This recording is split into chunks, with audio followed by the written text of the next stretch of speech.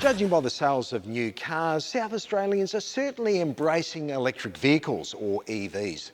And while the numbers of these vehicles are increasing in sales, there's still lots of questions people have about the move from fuel to electric.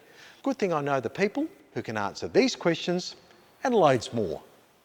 Michelle Howie is a Future Networks engineer at SA Power Networks and is focused on developing an energy grid where SA energy consumers and EV drivers get a great outcome.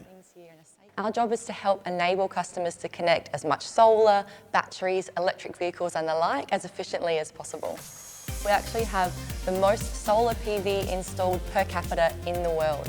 To decarbonise transport with the clean energy that we have access to in South Australia, electric vehicles are definitely the way to go. So how do people go about charging an electric vehicle at home? What we recommend to get the cleanest, cheapest, quickest charge is to get a smart charger installed at home by an electrician.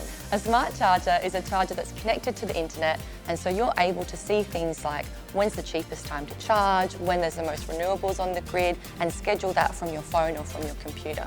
So if you've got solar panels and you've got an electric vehicle, that connects really well. Yeah, if you're able to have solar panels and an electric vehicle, that's a great way to charge, but absolutely not necessary. So in South Australia, if you're charging in the middle of the day, you can still be making use of the solar on the grid that other customers are exporting. So in terms of sustainable transport, of course, the best thing is to be walking, cycling, electric buses, electric trams and those things. But when it comes to vehicles, it really has to be electric in the future, especially as we're moving towards renewable electricity and a grid that can support it. SA Power Networks' Brendan Hampton is Head of Network Strategy and knows the ins and outs of EVs. My job's to help get the grid ready for the things of the future, including electric vehicles. Always a question about charging vehicles, electric vehicles. How often would you charge yours? The car itself has a range of about 500 kilometres. So for a daily drive, I really don't need to charge it all during the day. I just charge it up at home during the night. Sometimes I also get to charge it up here at work as well to make the most of the great solar energy that's in the grid.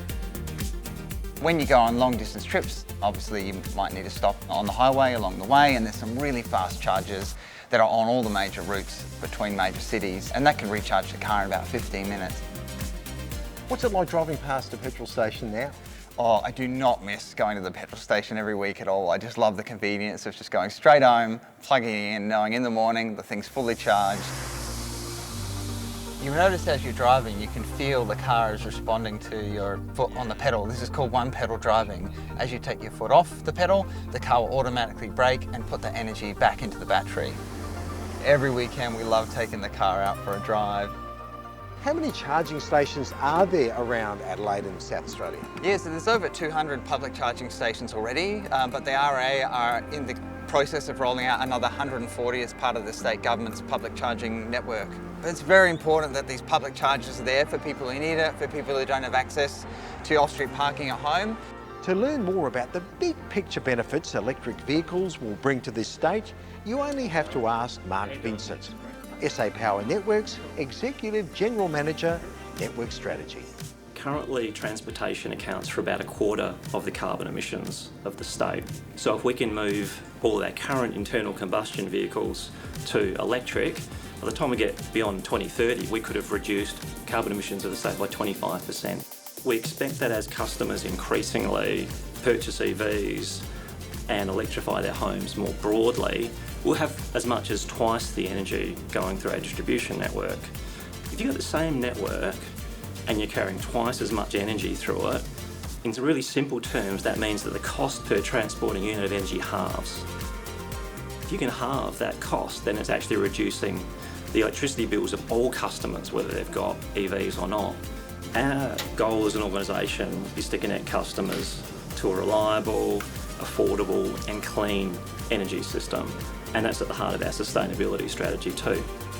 If, like a lot of people, you want to find out more about electric vehicles, then simply head to the SA Power Networks website. There's loads of great information there to get you started on your EV journey.